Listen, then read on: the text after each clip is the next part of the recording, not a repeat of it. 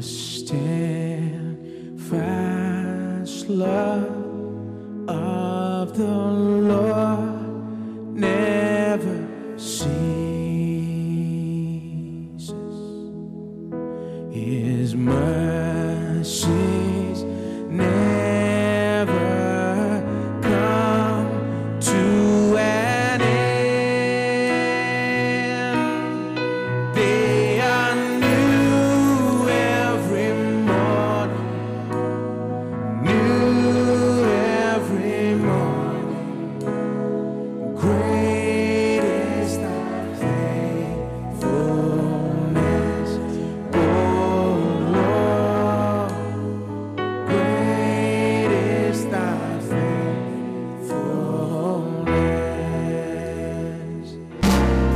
They are new every morning, new every morning. Great is thy faithfulness, O Lord. Great is thy faithfulness. The steadfast love of the Lord never ceases.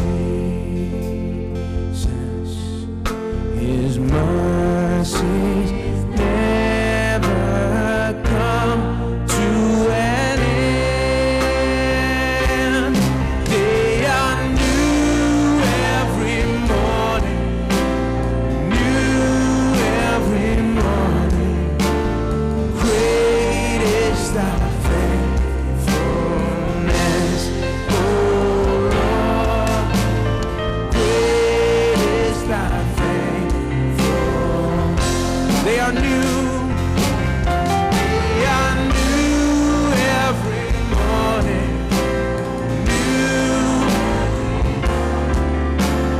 Great is thy faithfulness, O Lord.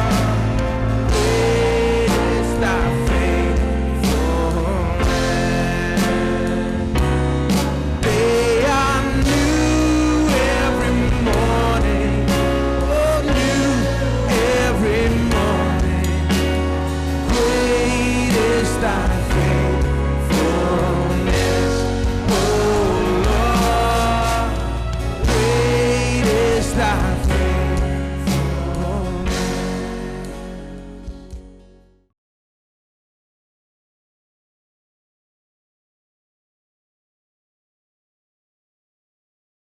विश्वास title deed है। ये कैसे आता है? परमेश्वर के वचन से आता है।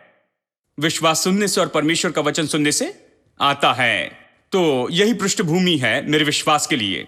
यही तो वो बात है जहां से मुझे विश्वास मिलता है। लेकिन जब विश्वास मुझ में आता है परमेश्वर के वचन से, जब मैं इसे सुनता हूं, प्रभु जो कहता है उसे सुनता हूं, ये पढ़ता हूं, जब मैं इसे पढ़ता हूं तो प्रभु को सुनता हूं जो मुझसे कहता है। जब मैं इसे पढ़ता हूं तो सुनता हूं। इसलिए कहता है विश्वास सुनने से आता है। ये नहीं कहता विश्वास पढ़ने से आता है, क्योंकि बहुत से लोग पढ़ते हैं और विश्वास नहीं आता। विश्वास आता है सुनने से। जब मैं इसे पढ़ता हूं, परमेश्वर मुझसे बातें करता है और मुझ पर कुछ बातें प्रकट करता है। तो जब मैं परमेश्वर का वचन सुनता हूं तभी विश्वास आता है। अब यही विश्वास तो वो टाइटल डीड है। ये टाइटल डीड नहीं है, हालांकि इसे टाइटल डीड कहना अच्छी बात है, लेकिन इस फर्क को देखना बहुत ही महत्वपूर्ण है। ये तो सच में टाइटल डीड नहीं है। टाइटल डीड तो ये है हमारा विश्वास दिल में। इसलिए बहुत से लोगों के पास ये है लेकिन उनके पास विश्वास नहीं। उनके पास बाइबल है लेकिन विश्वास नहीं। वो बाइबल पढ़ते हैं लेकिन विश्वास नहीं है। उनके घर में बाइबल है लेकिन विश्वास नहीं। देखिए, विश्वास पाना एक अलग बात है। ये बाइबल आपको वचन देगी जो आपको विश्वास देते हैं, लेकिन विश्वास तो ऐसा है जो परमेश्वर के वचन से आता है। यानी आपके पास में बाइबल है, इसका मतलब ये नहीं कि आपके पास टाइटल डीड है कि ये सब कुछ आपका है। आपके दिल में विश्वास होना चाहिए और वो विश्वास ही टाइटल डीड है। यही मैं आपको बताना चाहता हूं। आपका विश्वास ही तो टाइटल डीड है। तो ये वहां है और ये मुझे बताती है कि ये सारी चीजें मेरी हैं और ये सारी चीजें मेरी विरासत हैं। तंदुरुस्ती और धन और सारी आशीषें और वो सारी दूसरी चीजें जो परमेश्वर ने यीशु मसीह में और उसके द्वारा मुझे दी हैं, वो मेरी हैं। परमेश्वर का वचन कहता है, लेकिन बस ये कहता है इस कारण मैं उसे नहीं ले पाऊंगा।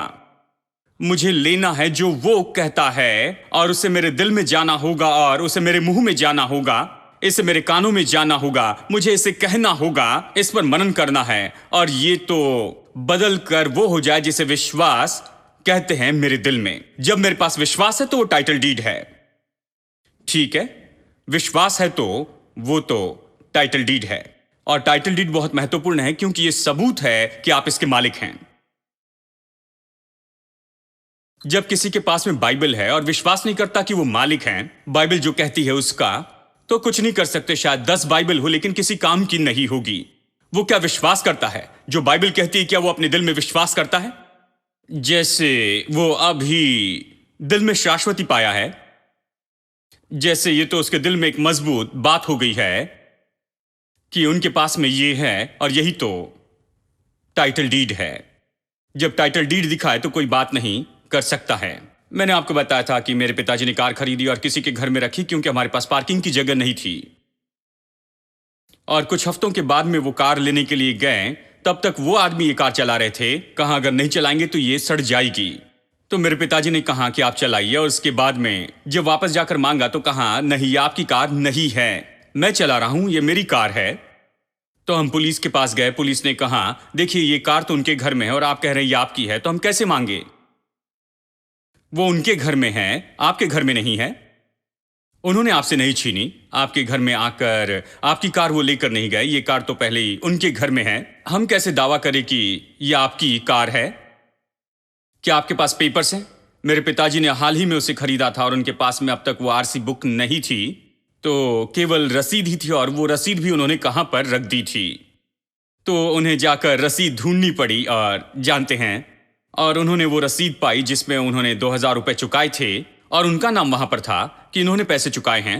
रसीद लेकर पुलिस स्टेशन में वापस गए और उन्हें दिखाया, ये मेरी कार है, मैंने दाम चुकाया और इतने इतने दाम चुकाए हैं, हमने इनसे खरीदी है। और फिर वो हमारे साथ आए और कहा इन्हें कार वापस लौटा दो। ये क्या है? ये है टाइटल। रसीद महत्वपूर्ण है, रजिस्ट्रेशन इतना महत्वपूर्ण है, पेपर महत्वपूर्ण है क्योंकि वो टाइटल डीड है। जब किसी के पास में टाइटल डीड है तो उनसे उन चीजों का इनकार नहीं कर सकते हैं, उन बातों के लिए इनकार नहीं कर सकते। कानूनन उनके पास पेपर है, कानूनन उनके पास उसका दावा है। और बाइबल कहती है तुम्हारा विश्वास टाइटल डीड है। मैं आत्मिक बातों के बारे में कह रहा हूं, तो दिल में विश्वास बहुत ही महत्वपूर्ण है। आपका विश्वास टाइटल डीड हो जाता है। बहुत से लोग इसे नहीं ले पाते हैं जिसे परमेश्वर ने कमाया और उसके लिए दाम चुकाया और उनके लिए रखा है, वो उसे नहीं ले पाते हैं क्योंकि उसने इसके लिए दाम चुकाया और ये सब कुछ उन्हें दे दिया है, लेकिन वो विश्वास नहीं करते हैं और इन बातों को अपने दिल में उन्होंने नहीं थाम रखा है। उन्होंने विश्वास नहीं किया, विश्वास उनके दिल में नहीं है, उन्होंने वचन में से नहीं देखा है और उन्होंने नहीं देखा कि उनका क्या है, उनका जो है उसे उन्होंने नहीं ढूंढा है, और वो बाइबल में नहीं गए कि खुद को इस तरह से सहमत करे कि हाँ ये सारी चीजें उन्हीं की हैं। उन्होंने खुद को सहमत नहीं किया कि ये सब उनका है, और इसीलिए हालांकि परमेश्वर ने उनके लिए सब कमाया, इसके लिए दाम चुकाया और उनके लिए हासिल किया, वो इसे नहीं पा सकते हैं क्योंकि टाइटल डीड वहां पर नहीं है। देखिए विश्वास कितना महत्वपूर्ण है। ठीक है, गलातियों अध्याय 3 में चले, वचन 13। मसीह ने जो हमारे लिए श्रापित बना हमें मोल लेकर व्यवस्था के श्राप से छुड़ाया, क्योंकि लिखा है जो कोई काट पर लटकाया जाता है वो श्रापित है। क्यों? यीशु हमारे लिए श्राप क्यों बनाया गया? वचन 14, यह इसलिए हुआ कि अब्राहम की आशीष मसीह यीशु में अन्य जातियों तक पहुंचे और हम विश्वास के द्वारा उस आत्मा को प्राप्त करें जिसकी प्रतिज्ञा हुई है। एक कारण है कि यीशु क्यों मरा हमारे लिए कलवरी के क्रूस पर, यह इसलिए कि अब्राहम की आशीष आ जाए अन्य जातियों पर यीशु के द्वारा। यानी अब्राहम की जो आशीष है वो केवल अब्राहम और उसके वंश पर ही बनी नहीं रहेगी, लेकिन ये तो सभी पर आएगी यीशु मसीह के द्वारा, कि अब ये सभी की आशीष हो जाएगी। परमेश्वर की शुरू से यही मनसा थी, ये केवल अब्राहम के लिए नहीं थी कि बस ये केवल एक ही वंश की आशीष हो। परमेश्वर पक्षपात नहीं करता, वो जगत का उद्धार करता है, सबको आशीष देना चाहता है। यानी यीशु मरा कि अब्राहम की आशीष सभी के लिए उपलब्ध हो सके। सब उसे प्राप्त कर सके, और इसीलिए यीशु मरा। अब बहुत से लोग इसे देखकर कहते हैं, क्या सच में यही कहता है? देखिए वचन 16, अतः प्रतिज्ञाएं अब्राहम और उसके वंश को दी गई। वो ये नहीं कहता वंशों को जैसे बहुतों के विषय में कहा, पर जैसे एक के विषय में कि तेरे वंश को, और वो मसीह है। जब परमेश्वर ने कहा तू और तेरे वंश को, उसने यहां पर अनेक वचन में नहीं कहा, अनेक वचन नहीं, उसने कहा वंश मतलब एक, और वो तो मसीह है। यानी अब्राहम की जो आशीष है ये उसके लिए है, और फिर है मसीह की। क्या यह अद्भुत नहीं? अब देखिए वचन 27, इसका हमारे लिए क्या अर्थ है? और तुम में से जितनों ने मसीह में बपतिस्मा लिया है उन्होंने मसीह को पहन लिया। अब न कोई यहूदी रहा न यूनानी, न कोई दास न स्वतंत्र, न कोई नर न नारी, क्योंकि तुम सब मसीह यीशु में एक हो। यीशु में।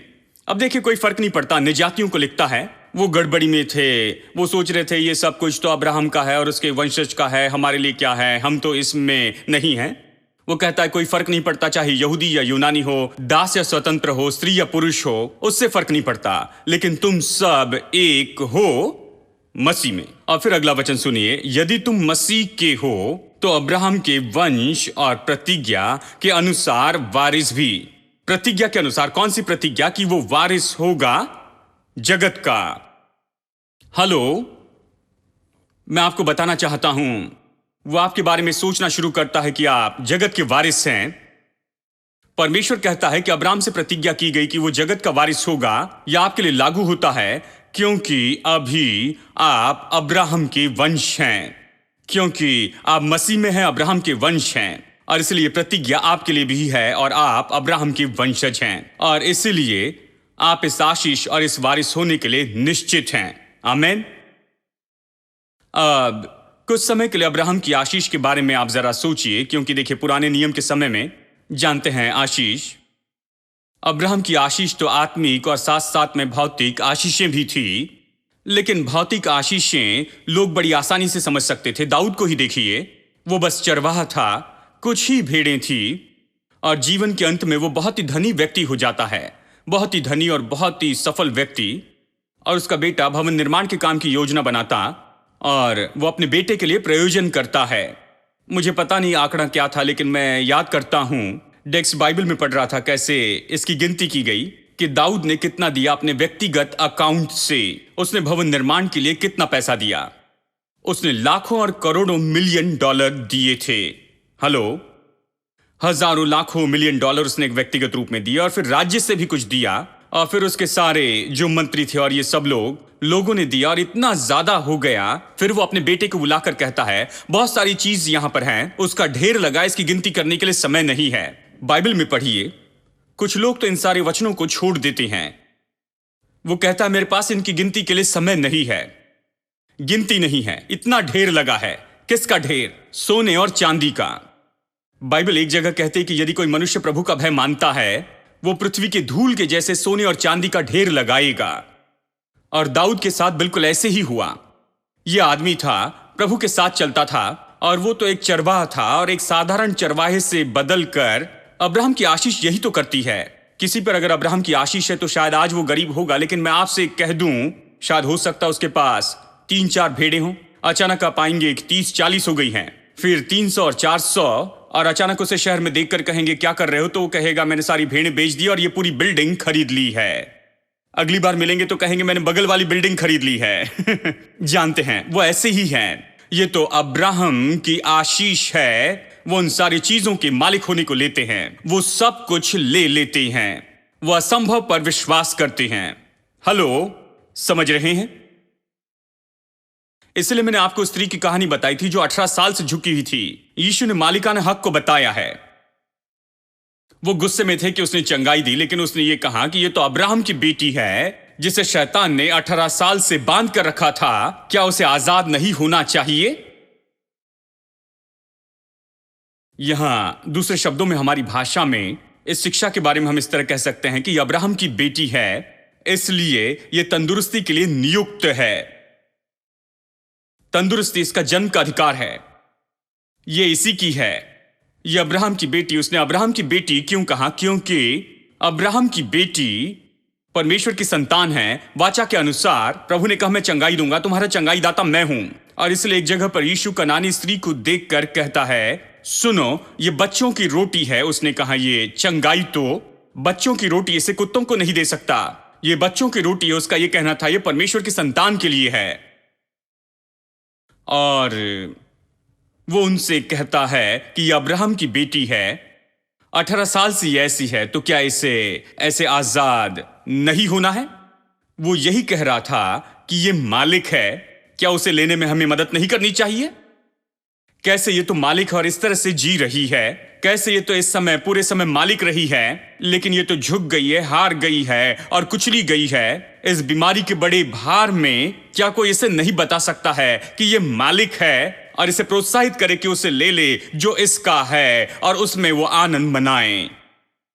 ऐसे बहुत से लोग हैं जो झुके हैं 18 साल से, और कुछ लोग तो 50 साल से वो हार में हैं और हर तरह की असफलता में दुख उठा रहे हैं, हर तरह के डर में जी रहे हैं और दहशत और पीड़ा में एक के बाद एक विपत्ति आती जाती है। लेकिन मैं आपको बताऊं, यदि यीशु यहां पर होता तो धार्मिक प्रचार नहीं करते रहता। वो आपकी ओर देखकर कहता, हे नारी तू आजाद हो गई है, क्योंकि यीशु कलवरी के क्रूस पर मरा कि हमें आजाद करे। इसलिए वो वहां मरा, मालिक होने की बात को स्थापित किया। क्या हम मालिक हैं? आप ये न कहें भाई ये तो अब्राहम की बेटी के लिए है, तो आपके बारे में क्या? अगर आप मसीह में हैं तो अब्राहम के वंश हैं और वारिस है उस प्रतिज्ञा के अनुसार। ठीक है, इब्रानियों 1:2 देखिए। इन अंतिम दिनों में हमसे पुत्र के द्वारा बातें की, जिसने उसे सारी वस्तुओं का वारिस ठहराया। एक अनुवाद कहता है कि यीशु सारी चीजों का व्यवहारिक मालिक बन गया, सारी चीजों को कानूनन मालिक। अब क्यों वो इस तरह से व्यवहारिक मालिक बना? वो तो पहले से मालिक था और उसी ने सारी चीजों को बनाया था। उससे क्यों बनाया गया सारी बातों के ऊपर में मालिक, जैसे मानो वो पहले मालिक नहीं था? देखिए, बात तो यह है कि उसे मनुष्य के रूप में सारी बातों के ऊपर मालिक बनाया गया। अब वो मनुष्य बनकर आया, वो परमेश्वर था, त्रिएक परमेश्वर का दूसरा व्यक्तित्व था। उसी ने सब कुछ बनाया, सब कुछ उसी के द्वारा बनाया गया, इस तरह से यूहन्ना कहता है। लेकिन अब मनुष्य के रूप में नीचे आता है, मनुष्य का प्रतिनिधि बन जाता है। अब उसे सारी बातों पर वारिस बनाया जाता है, उसे सारी बातों का मालिक बनाया जाता है। परमेश्वर के रूप में नहीं, लेकिन मनुष्य के रूप में नए वंश यानी नई सृष्टि के लिए वो वहां पर प्रतिनिधि बनता है। वो तो हमारा सिर है नई सृष्टि का, और नई सृष्टि का सिर होने के नाते उसने परमेश्वर के हाथों से प्राप्त किया है वारिस होना, मालिक होना सारी बातों का, और वो व्यवहारिक मालिक बनता है प्रतिनिधि के रूप में। इसका मतलब है, देखिए, अगर कोई देता है, कहिए हम सबको एक देश, कहते हैं ये अभी से आपका देश होगा, हम ये सब आपको देते हैं, हम सब स्टेज पर चढ़कर उसे नहीं ले सकते हैं। और एक व्यक्ति हम में से हमारे प्रतिनिधि के रूप में वहां पर जाता है, मंच पर जाता है और हमारे लिए उसे लेता है। जब वो उसे लेता है तो उसका मतलब सबके लिए है। इस तरह से यीशु ने इसे ले लिया। जब उसे सारी बातों पर वारिस नियुक्त किया गया, उसे हमारी जगह पर नियुक्त किया गया है, हमें नियुक्त किया गया था। सच में मैं इसे कहूंगा कि नई सृष्टि को सारी बातों के ऊपर में वारिस के रूप में नियुक्त किया गया, और यीशु जो कि उनमें पहला है और नई सृष्टि का वो प्रतिनिधि है, वो इसे लेता है सारी बातों के मालिक होने को। इस तरह से हम मालिक बनते हैं। ठीक है, ये जो सारी क्रिया है किस तरह से हुई है, चलिए देखते हैं। कुलुसियों में अध्याय 2 वचन 14, विधियों का वो लेख जो हमारे नाम पर और हमारे विरुद्ध में था, मिटा दिया और उसे क्रूस पर कीलों से जड़ दिया। अब समय नहीं कि इन सब को हम देखें, लेकिन सरल शब्दों में मैं आपको यह बताऊं, उन दिनों में उस परंपरा में यदि कोई उधार लेकर अपना व्यापार शुरू करता है तो उसे वहां पर दस्तखत करने पड़ते कि वो इसे चुकाएगा इतने इतने समय में, और इसके ऊपर में वो इतना इतना ब्याज देगा, और वो नियमित चुकाता है। और पूरा चुकाने के बाद, सब कुछ खत्म होने के बाद, वो उस कर्तव्य से आजाद होता है। एक स्टैंप लगाया जाता है, पेड, और वो नोट उसे वापस दिया जाता है कि उसने दाम चुकाया, कुछ बकाया नहीं है। और वो उस नोट को लेता और वो कहते हैं, वो उसे वहां पर दीवार पर लटका देता है अपनी दुकान में या जो कोई भी जगह हो, क्योंकि ये तो मानो क्रेडिट रेटिंग है। ये उसकी ईमानदारी को बताता है कि ये मनुष्य किस तरह का है। ये काफी समय से व्यापार कर रहा है, जो कहता है वही करता है, ये अच्छा मनुष्य है, बकाया चुका देता है और ये सारी बातें बताता है। उन दिनों में ये लोगों के लिए घमंड की बात थी और वो उसे वहां पर रखता ताकि उन दिनों में जो लोग उसके पास में आते वो देख सके कि हाँ, ये व्यक्ति अच्छा है, इसने लिया चुकाया, ये साफ है, इसका व्यापार अच्छा है, भरोसा करके इसके साथ व्यापार कर सकते हैं। उसका यही अर्थ था। ये यहां पर कह रहा है कि यीशु ही हमारा प्रॉमिसरी नोट है। जब परमेश्वर ने यीशु को क्रूस पर चढ़ाया और हमारे पापों के लिए दाम चुका दिया, उसने उसे क्रूस पर लटकाया जैसे ये व्यक्ति दीवार पर इसे लटकाता है। उसे क्रूस पर लटकाया ताकि पूरा संसार देख सके, पूरे मनुष्य के सामने घोषित करता है मनुष्य के पाप के लिए दाम को चुका दिया गया है।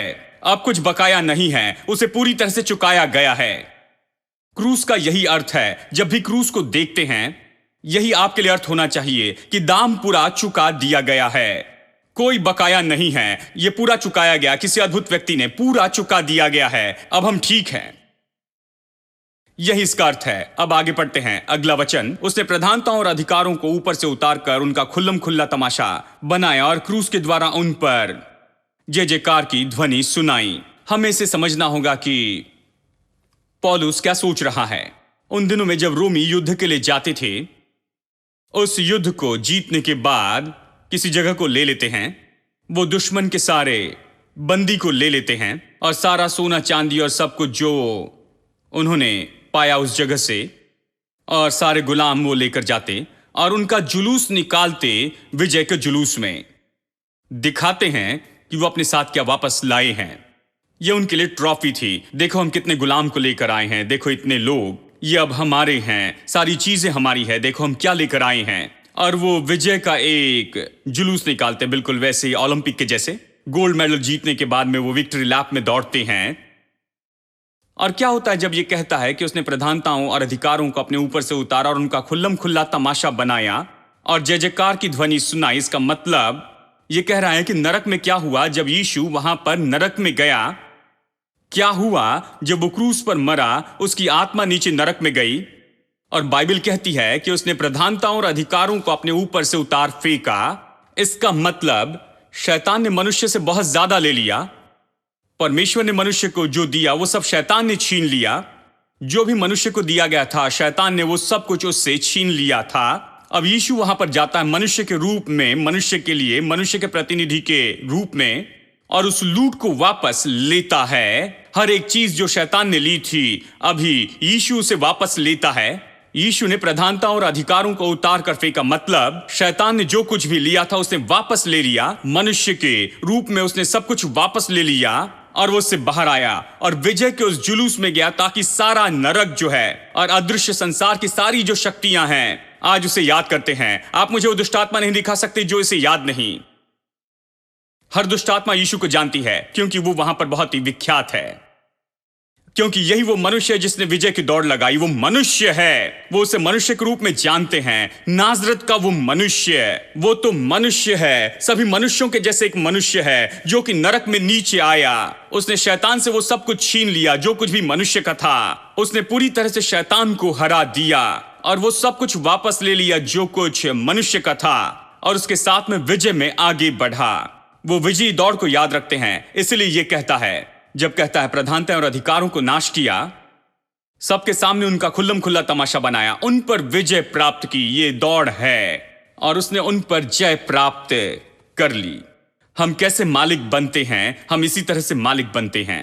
कलवरी के क्रूस के द्वारा जब परमेश्वर ने दाम चुकाया, हम कैसे मालिक बनते हैं? जब यीशु स्वयं नरक में जाता है और शैतान को हराता है। एक अनुवाद ऐसा कहता है, उसने शैतान से सब कुछ छीन लिया। इसका मतलब है हर चीज जो मेरी है, जो शैतान ने छीन ली थी मेरे पूर्वज आदम से, वो यीशु ने वापस छीन लिया और उसे वापस लाया है। इस तरह मैं मालिक बनता हूं। और आप सोचते हैं परमेश्वर इतनी परेशानी में से जाता है कि आपको मालिक बनाए कुछ न करने के लिए? मैं आपको बताऊं, उसके पास आपके लिए बड़ी योजनाएं हैं। वो चाहता है कि आप इसे ले ले। वो चाहता है कि आप इनमें से हर एक भाग को ले ले और इसमें चले, इसका आनंद उठाए, इसका उपयोग करे कि उसके उद्देश्यों को पूरा करे। I'm not ashamed to own my Lord. Oh,